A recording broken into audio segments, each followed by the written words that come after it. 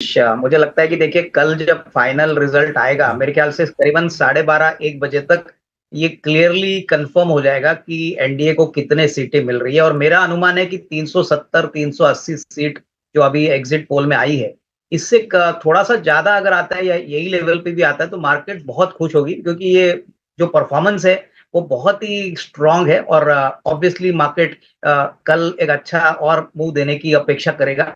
ये तो मेरे ख्याल से एक्सपेक्टेड था कि आज के दिन में एग्जिट पोल्स का रिएक्शन आएगा, बट कल के दिन में आशीष मुझे लग रहा है कि और अच्छी तेजी आपको देखने को मिलेगी। और यही कारण है कि शायद कल भी आपको मार्केट्स 2% या 3% बढ़ने की अपेक्षा रही है। और उसके बाद जो गवर्नमेंट का 100 डे एजेंडा आएगा, बजट आएगा, वो मार्केट कीनली वॉच करेगी। बट अगले हफ्ता लग तो रहा है कि बाजार एक साइड वन साइड ही चलेगा, और उसमें डेफिनेटली जो लोगों ने पहले निवेश किया है उनके लिए अच्छी बात है। अभी तो जिन्होंने खरीदा नहीं है, मेरे ख्याल से उनको तो इंतजार ही करना पड़ेगा, क्योंकि जो भी स्टॉक ऊपर खुल रहा है वो सर्किट में ही खुल रहा है। आशीष, ये स्टॉक में बहुत भरपूर तेजी भी देखी है, उसके बाद गिरावट भी देखी है।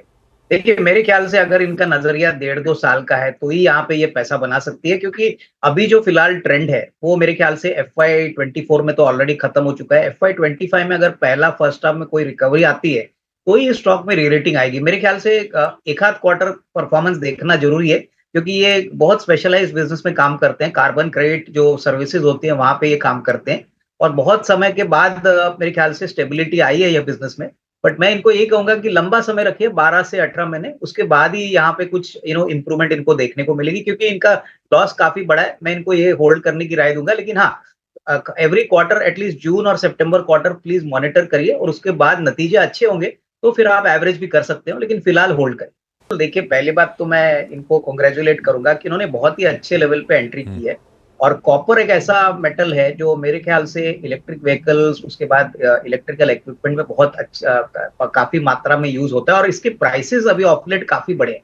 मेरे ख्याल से देखिए अगर इनका नजरिया कम से कम 12-15 महीने है तो मुझे लगता है कि आने वाले साल में, दैट इज 24-25 में, कॉपर के प्राइसेस और बढ़ेंगे, क्योंकि सप्लाई शॉर्टेजेस ग्लोबली आ रहे हैं। और यही कारण है कि हिंदुस्तान कॉपर, जो इंडिया का सबसे बड़ा कॉपर प्लेयर है, उसको मुझे पानी पिला। सिग्निफिकेंट बेनिफिट मिलेगा।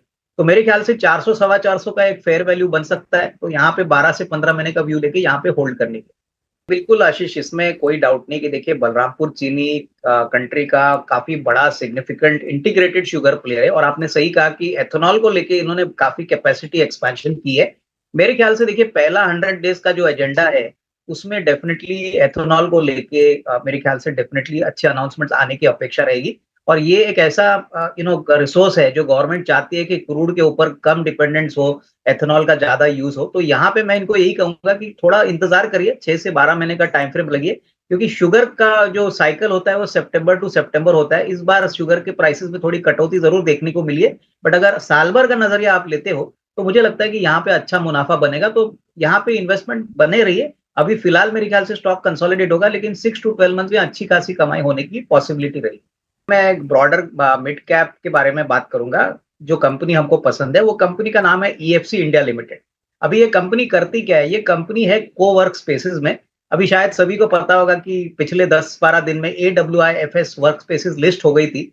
तो EFC India Pune based company है, 7 स्टेट्स में काम करती है, करीबन 1.5 मिलियन स्क्वायर फुट कमांड करती है। इनके नतीजे आशीष बहुत ही बेहतरीन है। इनफैक्ट पिछले साल, दैट इज FY24 के लिए, स्पेलिंग क्या इन्होंने है? 428 करोड़ पे 183 करोड़ इसकी का स्पेलिंग क्या है मुनाफा। अविनाश जी? और ESC? EFC इंडिया, नहीं समझा। E EFC E India, for elephant वाला? हाँ, E for elephant, F for food और C for cat, EFC India. Oh, EFC limited, 405 रुपए की? बिल्कुल बिल्कुल। डॉक्टर साहब हो तो तो दिखाइएगा। ओके, हाँ तो प्लीज कंटिन्यू। तो आशीष जी देखिए इस कंपनी का जो परफॉर्मेंस है, 428 करोड़ पे 183 करोड़ का कामकाजी मुनाफा और 63 करोड़ का प्रॉफिट। कंपनी की इक्विटी बहुत छोटी है, 10 करोड़ की इक्विटी है। और पिछले साल इस कंपनी ने करीबन 250 करोड़ का प्रेफरेंशियल किया था, वहां पे सेज वन PMS ने पैसा डाला है। तो काफी बड़े मार्की इन्वेस्टर्स ने ऑलरेडी पैसा डाला है। जिस प्रकार का ग्रोथ कोवर्क स्पेसेस में आने वाला है, हमारा मानना है कि कोवर्क स्पेसेस में 30-40% का ग्रोथ आने वाले साल में भी कंपनी को मिलेगा। और कंपनी ने नोएडा, हैदराबाद में भी अभी काफी एक्सपेंशन किया है। 50,000 सीट्स है। कंपनी का मानना है कि आने वाले 1.5-2 साल में ये ऑलमोस्ट डबल सीट्स करेंगे। तो करीबन हमको लगता है कि अगर 12 महीने की बात करें तो मुझे लगता है कि 525, 550 का टारगेट प्राइस पॉसिबल है। बहुत ही डीप वैल्यू स्टॉक है, तो इसको जरूर नजर में रखिए। और अगर लार्ज कैप की बात करें आशीष, तो मुझे लगता है कि कैनरा बैंक ये बहुत ही अच्छा विकल्प लग रहा है। देखिए अभी तो स्टॉक स्प्लिट हो चुका है, लेकिन इस प्रकार के नंबर्स कैनरा बैंक ने डिक्लेयर किए हैं, मुझे लगता है कि कम से कम 150 155 का रेट आपको कैनरा बैंक ने लार्ज कैप में मिल सकता है। और बैंकों के लिए मुझे लगता है बहुत अच्छी तेजी का माहौल होगा जब बजट अनाउंस होगा। उसके बाद ऑब्वियसली कॉर्पोरेट कैपेक्स, उसके बाद जो मेक इन इंडिया का जो स्ट्रेटेजी है, वहां पे बैंकों को बहुत फायदा होना चाहिए। तो डेफिनेटली कैनरा बैंक 150 155, और मिड कैप में ईएफसी इंडिया जो हमारा टारगेट रहेगा करीबन 525 550 से पीएनबी में ये बने रह सकती है। देखिए अभी तो चाल अभी शुरू हो चुकी है, बट मुझे लगता है कि पंजाब नेशनल बैंक में 165 170 का एक फेयर वैल्यू बन सकता है। देखिए बहुत समय के बाद पीएनबी में एसेट क्वालिटी ठीक ठाक हो गई है, प्रॉफिट्स वापस आ रहे हैं, और सबसे बड़ी बात ये third largest public sector bank है कंट्री की, और उनके पास इंश्योरेंस भी है, उनके पास काफी दूसरे डिविजन है जो ऑब्वियसली इनको और वैल्यू ऐड कर सकते हैं। तो यहाँ पे बने रहिए, मेरे ख्याल से साल भर का नजरिया लेके जाइए, क्योंकि बैंकों में हमको लगता है बहुत भरपूर ग्रोथ आएगा, स्पेसिफिकली पीएसयू बैंक।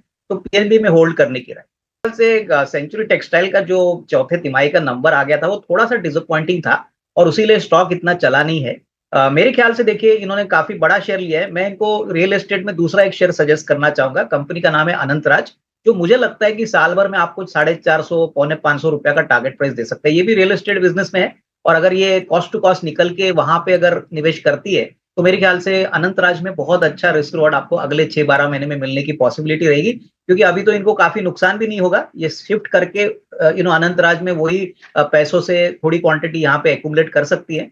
अगला साल कम से कम 450 टू 475, तो यहाँ पे एक विकल्प अच्छा है जो कंपैरिजन में सेंचुरी टेक्सटाइल से काफी अच्छा है।